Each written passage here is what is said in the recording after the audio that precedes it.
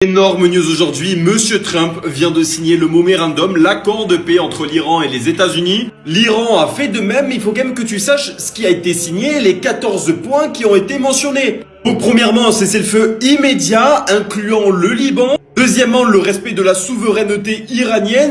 Un délai de 60 jours qui va permettre d'avoir un accord définitif. Une réouverture du détroit d'Ormuz d'ici les 60 prochains jours avec un passage gratuit. Ce qui mène aussi à une fin du blocus américain. Les Américains doivent aussi payer plus de 300 milliards de dollars de dédommagement pour reconstruire l'Iran. L'Iran a réaffirmé aussi de ne pas chercher d'armes nucléaires avec une supervision qui s'effectuera par un organisme de l'ONU.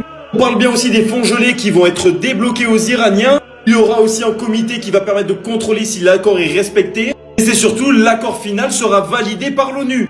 Je vous rappelle que cet accord n'est pas la paix définitive. C'est plutôt une désescalade majeure qui ouvrira potentiellement d'ici les 60 prochains jours à un accord majeur. Maintenant, est-ce que cet accord va être respecté par Israël? Ça, c'est à voir. En tout cas, n'hésite pas à me dire ce que t'en penses en commentaire et je te tiens à l'actu, donc n'hésite pas à t'abonner. Enfin, l'accord signé entre Trump et l'Iran. Regarde. Bravo. C'est une séquence historique. À la surprise générale, Donald Trump a signé l'accord avec l'Iran. Quelques minutes plus tard, cette nuit, c'est au tour du président iranien d'apposer sa signature sur ce mémorandum qui prévoit notamment une période de 60 jours pour mettre en œuvre ce compromis très avantageux pour Téhéran. Cette première étape commence par un gros chèque à Téhéran. 300 milliards de dollars élaborés en partie par les États-Unis pour reconstruire le pays. Deuxième point du protocole d'accord, la levée des sanctions internationales contre l'Iran. Ok, l'accord a été signé officiellement entre Trump et Téhéran. Oui, c'est une bonne chose parce que ça va libérer l'économie mondiale. Mais une question à se poser, est-ce que avant que cette guerre ne soit lancée, l'Iran avait les avantages qu'ils ont eus dans cet accord? Parce qu'aujourd'hui, soyons clairs, ceux qui ont plus d'avantages dans cet accord, ce sont les Iraniens. Ça, il faut pas se voiler. C'est une victoire pour les Iraniens. Si cette guerre n'avait pas été causée, les Iraniens seront aujourd'hui toujours ce qu'ils étaient avant. Mais aujourd'hui, les Iraniens vont sortir de leur étouffement financier.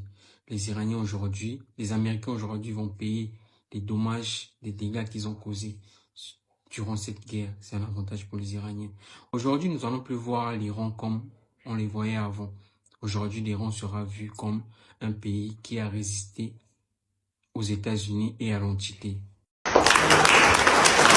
Le peuple iranien apparaît comme le grand oublié de l'accord cadre entre l'Iran et les États-Unis. Oublié de Trump, qui avait pourtant promis l'aide arrive quand les Iraniens s'étaient fait massacrer début janvier, après être descendus dans la rue. Mais oublié aussi de la gauche, qui semble avoir pris le parti des mollahs, selon cette logique, les ennemis de mes ennemis, à savoir les États-Unis et Israël, sont mes amis. La preuve, quand France 4 a rediffusé le film Persépolis de Marianne Sartrapi, il a été jugé islamophobe, alors qu'il est aussi critique envers la dictature du Shah. Et l'annonce de la mort de la réalisatrice a donné lieu à un déferlement de commentaires haineux sur les réseaux sociaux. Rien de nouveau, Michel Foucault, en 1979, prenait fait et cause pour la révolution islamique, qu'il qualifiait d'esprit d'un monde sans esprit, donnant naissance à ce courant appelé un grand avenir, l'islamo-gauchisme.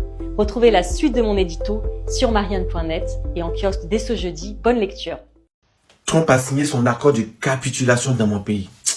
Macron, mais... Attention par BFM TV ce soir de cette signature. BFM TV est effectivement en mesure de vous confirmer ce soir que les États-Unis et l'Iran ont bien et bien signé il y a quelques instants au château de Versailles l'accord pour mettre fin à la guerre entre l'Iran et les États-Unis. Je rappelle qu'il s'agit d'une signature numérique qui permet donc à l'accord d'entrer en vigueur dès maintenant. Et Donald Trump a donc signé un exemplaire en direct du château de Versailles, en direct des Yvelines, et il a pris une photo qu'il a envoyée aux Iraniens qui ont eux aussi signé cet accord selon... Pourquoi il est tout le temps dans la futilité? Il est tout le temps dans l'inutile. Il est tout le temps dans les trucs qui ne servent à rien.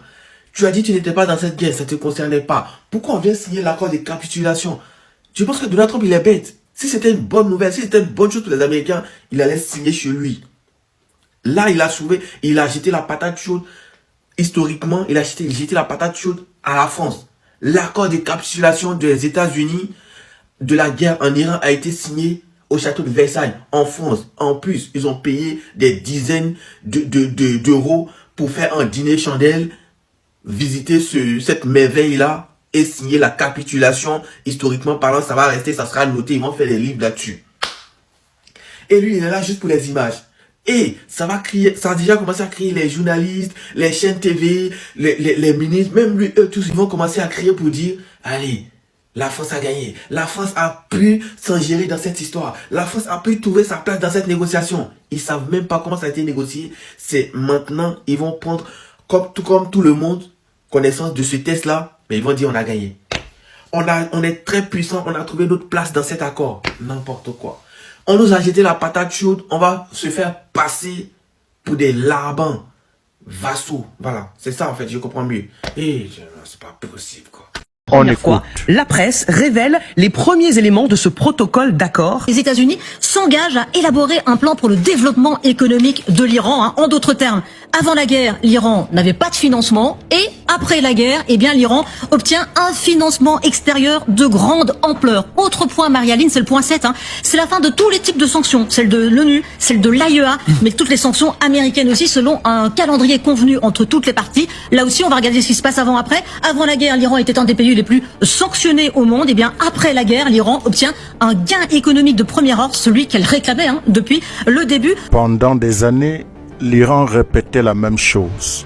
La levée des sanctions, la réintégration économique, la possibilité de commercer normalement avec le reste du monde et la reconnaissance de son droit à développer un programme nucléaire civil. Mesdames et messieurs, pendant des années, les États-Unis ont refusé. Puis est arrivée cette guerre. Des milliards dépensés, des infrastructures détruites, des vies perdues. Une région plongée dans l'incertitude. Et au final, que constate-t-on? On constate que les discussions portent désormais sur des investissements internationaux, sur la fin progressive des sanctions et sur un retour de l'Iran dans les circuits économiques mondiaux. Autrement dit, des objectifs que Téhéran poursuivait depuis longtemps. C'est pour cela que beaucoup se posent une question simple. Si l'issue des négociations conduit finalement à accorder à l'Iran ce qu'il demandait déjà avant le conflit, alors, quel était l'objectif réel de cette guerre? Car une victoire ne se mesure pas seulement aux destructions infligées à l'adversaire. Elle se mesure aussi aux résultats politiques obtenus à la fin. Et lorsqu'un pays sort d'un conflit avec la perspective de voir les sanctions levées, d'attirer des capitaux étrangers et de conserver sa position sur les questions nucléaires qu'il défend depuis des années, mesdames et messieurs, il devient difficile d'affirmer qu'il est le grand perdant de cette histoire. Pour beaucoup, le paradoxe est là. Après avoir subi une pression maximale, l'Iran semble aujourd'hui plus proche de ses objectifs stratégiques qu'il ne l'était avant la guerre. Nous sommes le jeudi 18 juin, il est 10h10. Voici un résumé très rapide des 14 points de l'accord entre l'Iran et les États-Unis. 1. Dès la signature de l'accord, la guerre prend immédiatement fin sur tous les fronts, y compris au Liban. 2.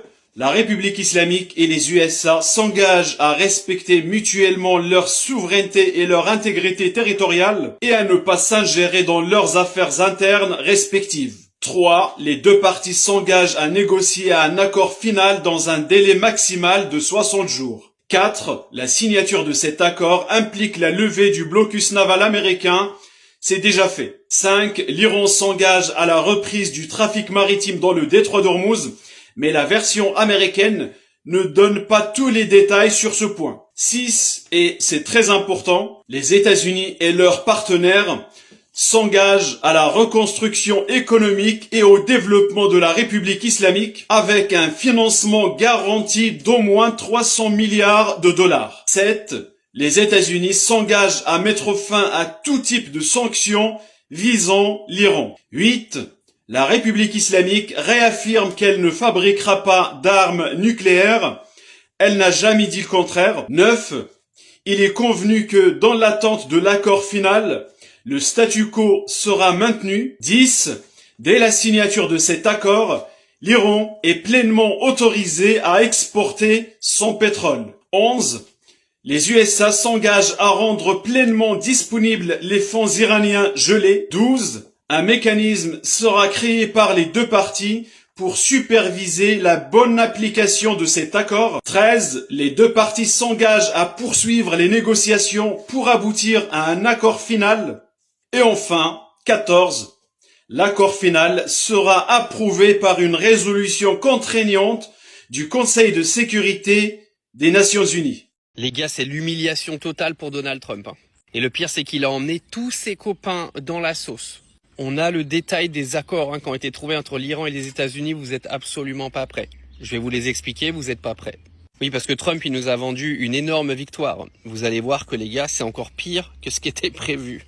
Les gars, on va commencer avec le détroit d'Ormuz parce que c'est exceptionnel ce qui est en train de se passer. Donc dans l'accord, ça demande à l'Iran de réouvrir le détroit d'Ormuz dans les 30 jours, mais qu'après signature de l'accord final, ce sera à l'Iran et à Oman de décider en gros ce qu'ils font du détroit d'Ormuz. S'ils veulent remettre des droits de passage, ils auront le droit. Donc en gros, les États-Unis sont venus le 28 février avec un détroit d'Ormuz qui était totalement libre de passage et ils repartent avec un détroit d'Ormuz qui, au bout de 60 jours, sera décidé par l'Iran et par Oman de savoir qui paiera pas. Exceptionnel. Les gars, tout ce que je vous dis, ça a été signé par Trump hier pendant la réunion du G7. C'est public. Mais attendez, ça c'est que le début. Je vous garde le meilleur pour la fin. Concernant l'enrichissement d'uranium, écoutez bien parce que c'est drôle. Trump a fait une interview hier en disant « Alors je peux comprendre que les Iraniens sont un peu énervés quand les autres ont le droit de développer leur propre nucléaire et pas eux. Mais en gros, on fera en sorte qu'il n'ait pas le nucléaire mais qu'il puisse quand même avoir des missiles balistiques, etc. » Il est très conciliant le garçon, dis donc. Surtout qu'il faut savoir que sous l'ère Obama, c'est-à-dire à l'époque, en fait il y a déjà des accords qui avaient été signés sur exactement le même point. Donc il n'y a rien qu'à changer. L'Iran avait signé un accord de non-prolifération de nucléaire. Donc en gros, Trump raconte n'importe quoi, il s'est rien passé de nouveau. Restez bien avec moi parce qu'on va tomber sur le plus croustillant. Parce qu'il y a des détails, vous vous en foutez, mais il y en a deux, ils sont croustillants à mourir les gars. Le premier, la levée des avoirs, donc de l'argent qui a été gelé donc contre l'Iran pendant les sanctions économiques, va lui être restitué les copains. Oui, vous avez bien entendu, Donald Trump a dit qu'ils allaient rendre l'argent qu'ils ont piqué à l'Iran. Ouais. Un drôle de défaite pour l'Iran, dis donc. Au passage, il va y avoir le lever du blocus américain. Donc l'Iran va pouvoir réexporter tous ses barils de pétrole. Ça annonce plusieurs centaines de millions de dollars de recettes par semaine pour l'Iran. C'est un texte important, puissant. Face à la presse, Donald Trump s'est félicité de l'accord conclu avec l'Iran. Pourtant, ces 108 jours de guerre marqués par d'importantes pertes humaines lui ont coûté très cher. Ces 3 mois ont été marqués par des attaques d'une intensité exceptionnelle menées par les États-Unis.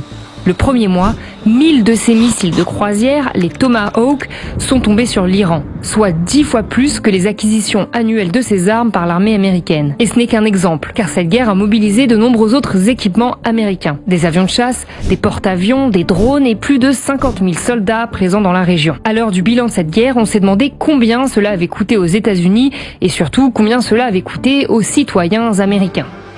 Les derniers chiffres officiels datent du 12 mai 2026. Les équipes de l'état-major interarmé et du contrôle financier réévaluent constamment cette estimation.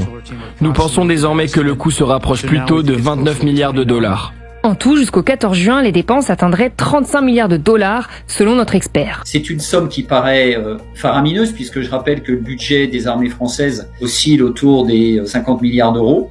Ces 35 milliards prennent en compte le coût du personnel, de la nourriture, de l'approvisionnement en carburant et surtout des munitions qui représentent près de 50% du coût de la guerre selon Didier Gros. Les 2 premières semaines, c'est là qu'en fait ont été consommés l'essentiel des munitions et des munitions de haute technologie. Et d'autres dépenses pourraient s'ajouter à cette somme. Les bases américaines ont été touchées et même le Pentagone aujourd'hui n'est pas capable de quantifier les choses puisqu'en fait il ne sait pas d'une part ce qui sera maintenu comme type d'infrastructure à terme, à moyen voire à long terme. De même, impossible de connaître le coût exact des appareils détruits, 42 en tout jusqu'à la fin mai, qui seront potentiellement remplacés, ni le coût exact du remplacement des munitions qui ont été consommées. Pour l'instant, le Congrès américain n'a pas encore décidé comment ces dépenses imprévues liées à la guerre seraient financées.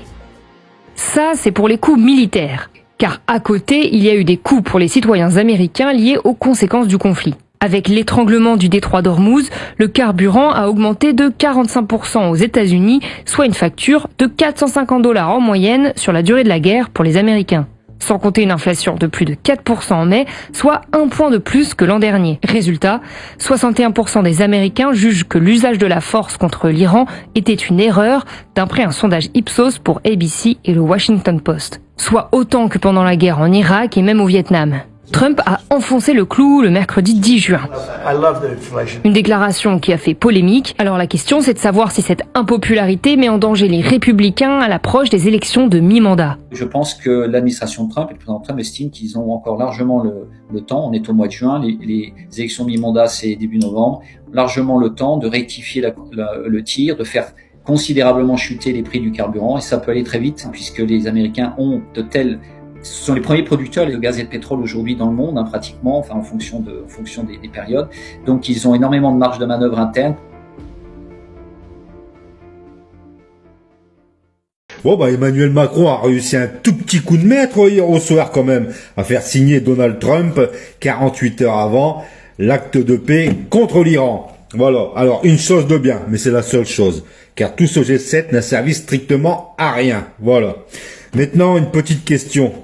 Si cette guerre en Iran est vraiment finie, ou doit se terminer d'ici les jours à venir, tout compte fait, les Iraniens, ils ont gardé leur nucléaire, parce qu'à la base, Israël se défendait justement pour pas que les Iraniens se servent du nucléaire contre eux. Donald Trump était parti leur prêter main forte pour récupérer ce nucléaire, et au bout du compte, les Iraniens ont toujours leur nucléaire. Donc, tous ces semaines, ces mois de guerre n'ont servi strictement à rien. Ça a juste coûté un paquet de pognon à l'Europe entière, aux Américains, c'est tout, point barre. Voilà ce que ça a fait. Ça a fait chier tout le monde, en fait. Résultat des courses, moi, je vois qu'une chose, c'est que les Iraniens gardent leur nucléaire. Voilà. Maintenant, on verra bien s'ils en font usage ou pas. Mais en attendant, je pense que cette guerre n'a servi strictement à rien. Dites-moi ce que vous en pensez, mais moi, c'est ce que j'en constate. L'Iran, c'est le plus grand gagnant de cette guerre. Les Iraniens ont attendu d'avoir la vidéo de Donald Trump, le président américain, signer ce document, en être sûr, pour, vous le voyez ici à l'image, Pezeshkian, le président iranien, cette fois, qui l'a également signé dans la foulée. Le trafic a repris dans le détroit d'Ormuz après 3 mois d'interruption quasi totale. Ce soir, vous le savez, depuis hier soir, tous les bateaux sont autorisés à circuler librement et gratuitement. Attention, ça ne veut pas dire tout cela qu'on va revenir à la situation d'avant-guerre. Parce que certes, le péage, il est gratuit, mais le passage, il est gratuit, mais pour une période seulement de 60 jours. 60 jours, le temps de négocier un tarif, les modalités avec notamment Oman et les pays du Golfe. À terme, le passage du détroit d'Ormuz sera payant, ce qui n'était pas le cas avant le début de la guerre. Téhéran va donc bénéficier d'une rente financière qu'elle n'avait pas jusqu'à présent. On nous a expliqué que l'Iran allait sortir écrasé de cette guerre. Pourtant, regardons froidement le résultat, mesdames et messieurs. Avant le conflit, le détroit d'Ormuz était un passage international libre et gratuit. Après la guerre, un nouveau système doit être négocié. Et selon les termes évoqués, le passage pourrait devenir payant à long terme. Cela signifie qu'un avantage économique que l'Iran n'avait pas avant la guerre pourrait désormais exister avec l'accord même des États-Unis. C'est là que se trouve le paradoxe. Si l'objectif était d'affaiblir durablement l'Iran, comment expliquer qu'à la fin des hostilités, Téhéran puisse se retrouver avec une nouvelle source potentielle de revenus liée à l'une des voies maritimes les plus stratégiques du monde? Comment expliquer qu'un pays présenté comme devant être mis à genoux sorte de cette crise avec un levier économique supplémentaire sur le commerce énergétique mondial? Donald Trump signe un accord qui met fin à la guerre, mais ce faisant, il valide une réalité qui n'existait pas avant son intervention. Le détroit d'Ormuz ne reviendra plus au statu quo d'avant-guerre. La carte géopolitique a été redessinée, mesdames et messieurs. Et lorsqu'une guerre se termine avec l'apparition d'un avantage que l'adversaire ne possédait pas avant le conflit, alors il devient difficile de parler d'une victoire stratégique totale. L'histoire retiendra que la plus grande erreur n'a pas été la signature de l'accord. La plus grande erreur a été de croire en attaquant l'Iran, le résultat final serait forcément plus favorable qu'avant le premier missile. Donald Trump prêt à donner 300 milliards de dollars aux Iraniens pour récupérer ce qu'il appelle la poussière nucléaire. Mesdames et messieurs, voilà les contours de l'accord entre les États-Unis et l'Iran qu'on ne dit pas ouvertement. Donc, en grande pompe, Donald Trump annonce qu'il ne fait que marteler que l'Iran a promis qu'elle n'aura jamais l'arme nucléaire, sans dire ouvertement et clairement que, en contrepartie, les États-Unis sont en train de payer cet engagement iranien à 300 milliards de dollars. C'est de ça qu'il s'agit. Ouvertement, on nous dit une chose, mais ce qui se passe dans les coulisses, c'est autre chose. Donc les États-Unis sont prêts à débloquer 300 milliards de dollars pour que l'Iran ensevelisse définitivement son projet nucléaire, que l'Iran envoie son projet nucléaire au repos éternel. Sauf que c'est Donald Trump lui-même qui a dit que les Iraniens sont des habiles négociateurs, mot pour mot. Donc en globalité, l'Iran est prêt à récupérer les 300 milliards de Donald Trump et à donner les 400 kilos d'uranium qui plaisent tant à Donald Trump. En contrepartie, a fait comme les États-Unis ont l'habitude de faire. Les États-Unis ne sont pas dignes de parole et l'Iran est prêt à les suivre sur ce chemin-là. Donc l'Iran va donc laisser une parole et même un engagement et dit qu'elle n'aura jamais l'arme nucléaire et donner 400 kilos de poussière nucléaire. Et les États-Unis vont débloquer gentiment 300 milliards de dollars pour faire plaisir à Mondiovision et fait des grosses annonces comme quoi l'Iran a pris l'engagement de ne jamais obtenir l'arme nucléaire. Sauf que Donald Trump n'est pas éternel, comme Obama n'était pas éternel, comme les Biden, etc. J'en passe. Aujourd'hui, une parole avec un président américain, demain on renégocie. Parce que hier, Barack Obama a négocié un accord, Donald Trump l'a torpillé. Donc les Iraniens sont désormais partis sur le terrain de prédilection des États-Unis, qui est la parole donnée n'est jamais tenue.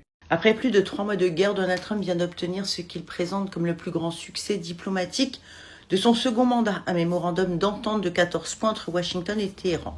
Mais derrière les déclarations triomphales, une question demeure. Assistons-nous réellement à la fin de la guerre ou simplement à une trêve de 60 jours? Concrètement, le texte prévoit un cessez-le-feu immédiat, la réouverture du détroit d'Ormuz, la reprise des exportations pétrolières iraniennes, un allègement progressif des sanctions et l'ouverture d'une période de négociation de 60 jours destinée à régler les questions les plus sensibles, notamment le nucléaire iranien. Le vice-président Vance résume l'accord autour de 3 principes: pas d'armes nucléaires iraniennes, libre circulation dans le détroit d'Ormuz et avantages économiques accordés uniquement en échange d'engagements vérifiables de Téhéran. Mais lui-même reconnaît que le mémorandum est un document très général et que les négociations les plus difficiles commencent seulement maintenant. Au G7, Donald Trump a défendu son accord avec vigueur. Selon lui, la réouverture d'Ormuz permettra de stabiliser les marchés pétroliers et d'éviter une guerre régionale durable. Les dirigeants occidentaux ont accueilli favorablement l'initiative tout en rappelant qu'il n'était pas question de laisser l'Iran accéder à l'arme nucléaire. Du côté iranien, le discours est très différent, vous vous en doutez. Téhéran présente l'accord comme la preuve que la République islamique a résisté à la pression militaire et a obtenu l'ouverture de négociations sur ses propres conditions. La presse iranienne insiste sur les sanctions pétrolières, la libération d'avoir gelé, les perspectives économiques plutôt que sur les concessions nucléaires. En Israël, eh bien, c'est probablement là que se situe la principale zone de turbulence. Benjamin Netanyahou a reconnu publiquement qu'il existait désormais des divergences avec Donald Trump et a refusé de donner un soutien total à l'accord. Avant d'en connaître tous les détails, une partie importante de l'establishment israélien estime que les succès militaires obtenus contre l'Iran n'ont pas encore été transformés en garantie stratégique durable. La question du Hezbollah reste également ouverte. Le mémorandum évoque le Liban, mais les combats n'ont pas totalement cessé dans le sud du pays. L'Iran continue d'exiger un règlement du dossier libanais, tandis qu'Israël poursuit certaines opérations ciblées. Dans les Émirats et dans l'ensemble du Golfe, l'accueil est plutôt plus favorable. La priorité est simple: rouvrir Ormuz, sécuriser les routes maritimes et éviter une nouvelle flambée des prix du pétrole. Les grandes capitales du Golfe voient dans ce mémorandum une occasion de stabiliser la région après des mois de tension. La réalité est donc plus nuancée que les annonces triomphales de ces derniers jours. Le mémorandum ne règle toujours pas les 3 sujets fondamentaux: le sort de l'uranium enrichi iranien, les capacités balistiques de Téhéran et le rôle futur de ses alliés régionaux. Ce sont précisément ces questions qui seront négociées pendant les 60 prochains jours. En résumé, la guerre a probablement quitté le terrain militaire pour entrer dans une phase diplomatique, mais personne, ni à Washington, ni à Jérusalem, ni à Téhéran, personne n'est aujourd'hui capable d'affirmer que la paix est acquise. Le véritable test commence maintenant. Les 60 jours à venir diront si ce mémorandum est le premier chapitre d'une paix durable ou simplement une pause avant une nouvelle confrontation. L'accord de façon extrêmement précise, c'est que dès la signature de l'accord, le département du Trésor américain va exempter les Iraniens de toutes les sanctions dans le domaine pétrolier, gazier et financier, avec effet immédiat. L'Iran va se trouver avec un pactole financier absolument géant, à côté duquel les reproches que fait M. Trump à M. Obama, en disant Obama, il avait donné de l'argent aux Iraniens, ce qui n'était pas tout à fait faux, puisqu'une partie des sanctions a été levée lors de la signature des accords nucléaires en 2015. Cet accord est tout simplement incroyable. C'est une reddition... Incroyable, c'est-à-dire? C'est une reddition rase campagne des Américains. Moi, je pense que cet accord est une bonne chose. Et c'est pourquoi nous le soutenons. Et d'ailleurs, c'est pourquoi il a été soutenu par tous les pays du G7+. C'est ce qui règle tout de suite. Non. Mais continuer le combat, c'était quoi? Avoir pour des mois Hormuz fermé, prendre le risque de détruire des capacités de pétrole et de gaz qui, là, auraient tout déséquilibré pour des mois, voire des années. C'est le pire des accords possibles, mais l'alternative, c'est la poursuite de la guerre, la poursuite de la fermeture du détroit d'Hormuz. Moi, je vais vous dire, on a beaucoup parlé, je vais redire, c'est une reculade en réalité. On était dans une situation pire qu'au départ, qu'au mois de février dernier. En parlant de l'ouverture du détroit d'Hormuz et de l'arme nucléaire, l'Iran abandonne quelque chose qu'il n'a jamais voulu et qu'il n'utilisait que comme levier en échange de pratiquement tout ce qu'il a toujours voulu. Ce protocole d'accord est le constat de l'échec des États-Unis et d'Israël dans leur confrontation avec l'Iran. En lançant cette guerre, Washington a contribué à faire passer la menace liée au détroit d'Hormuz d'un niveau théorique à une réalité stratégique pour Téhéran. Il s'agit d'une défaite sévère pour Israël. Netanyahou, déjà fragilisé sur la scène politique intérieure, en ressort comme l'un des principaux perdants. Cet accord pourrait se transformer en un revers diplomatique majeur, avec des répercussions politiques importantes au point de compromettre ses perspectives électorales. Bibi avait promis une victoire décisive à son opinion publique, à la presse internationale. Aujourd'hui, la situation finale montre plutôt une crise avec les États-Unis, un détroit d'Hormuz désormais sous forte influence iranienne et beaucoup d'argent, des milliards de dollars pour les Iraniens. Le programme de missiles balistiques n'a pas été démantelé. Il ne le sera pas. Le gouvernement reste en place et l'Iran impose son statut de puissance militaire dominante dans la région. Oui, Téhéran s'engage à ne pas développer l'arme nucléaire. Mais ça, c'est une position qu'il affirme déjà depuis plusieurs années, notamment depuis les précédents accords sous Barack Obama. Donc, mesdames et messieurs, il n'y a rien de nouveau. D'ailleurs, si l'Iran avait réellement voulu se doter de l'arme nucléaire, mais je vous assure, il l'aurait déjà fait. Et je pense sincèrement qu'il est possible même de dresser une longue liste des échecs attribués à l'entité. L'un des objectifs majeurs de la stratégie israélo-américaine était le renversement du gouvernement iranien et son remplacement par un pouvoir plus soumis, docile. Or, après 100 jours de guerre, cet objectif n'a pas été atteint. Aucun d'ailleurs. Tout se résume aujourd'hui à des compromis, des négociations. Car il faut l'admettre, personne ne peut vaincre l'Iran par la force. Mais ils ont essayé depuis le 28 février. Le résultat, il est où? Ils négocient. Force. Le prix de la guerre. Écoutez. Ces 3 mois ont été marqués par des attaques d'une intensité exceptionnelle menées par les États-Unis. Le premier mois, 1000 de ces missiles de croisière, les Tomahawk, sont tombés sur l'Iran, soit 10 fois plus que les acquisitions annuelles de ces armes par l'armée américaine. Et ces derniers chiffres officiels datent du 12 mai 2026. Les équipes de l'état-major interarmé et du contrôle financier réévaluent constamment cette estimation. Nous pensons désormais que le coût se rapproche plutôt de 29 milliards de dollars. En tout, jusqu'au 14 juin, les dépenses atteindraient 35 milliards de dollars, selon notre expert. C'est une somme qui paraît faramineuse, puisque je rappelle que le budget des armées françaises oscille autour des 50 milliards d'euros. Ces 35 milliards prennent en compte le coût du personnel, de la nourriture, de l'approvisionnement carburant et surtout des munitions, qui représentent près de 50% du coût de la guerre, selon Didier Gros. Les 2 premières semaines, c'est là qu'en fait ont été consommées l'essentiel des munitions et des munitions de haute technologie. Et d'autres dépenses pourraient s'ajouter à cette somme. Les bases américaines ont été touchées.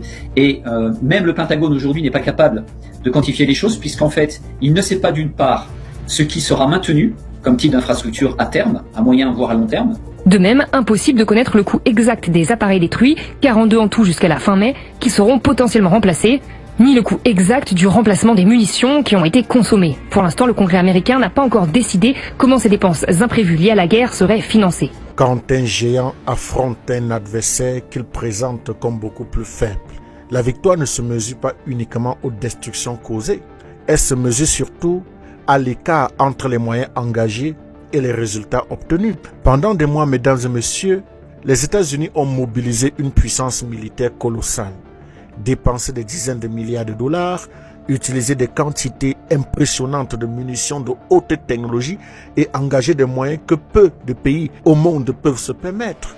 En face, l'Iran disposait de ressources plus limitées et pourtant il a continué à résister.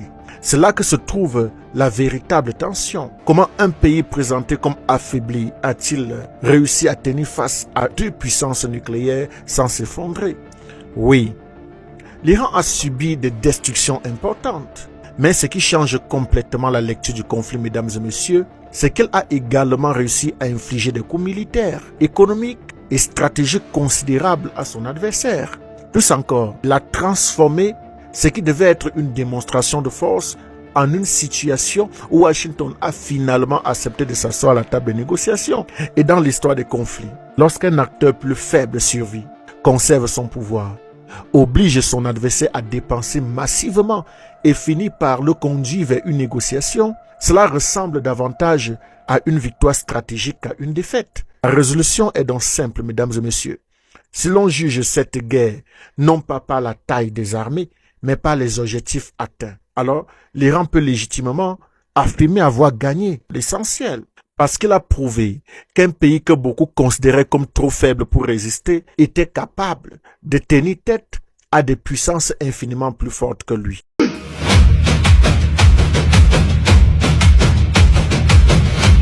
Ils ont signé. Non, ils n'ont pas signé la fin de la partie, mais le commencement d'une autre partie. Recommencement sans fin. Pour 2 protagonistes pour lesquels tous les moyens sont bons pour mettre fin au règne de l'autre. Ils ont signé pour cesser de se faire saigner, le temps de se faire soigner, recharger leur batterie et affiner leur sens de la répartie. Hey, je pars, mais je reviendrai. Si tout revient, je te reploumerai. Parce qu'il s'agit ni plus ni moins que d'un jeu. Un jeu d'échecs avec le diable à bord. Et s'il signe aujourd'hui, c'est en signe de reconnaissance de l'état des lieux. Celui qui sait jouer n'a plus assez de soldats de plomb. Et celui qui a toutes ses munitions n'arrive plus à avancer, coincé, coincé, en situation d'échec, dans ce qui est pourtant le moins étroit des détroits. Ils ont signé, pour signifier que du dehors comme du dedans, il n'y a qu'un seul perdant, Israël, qui a tout manigancé.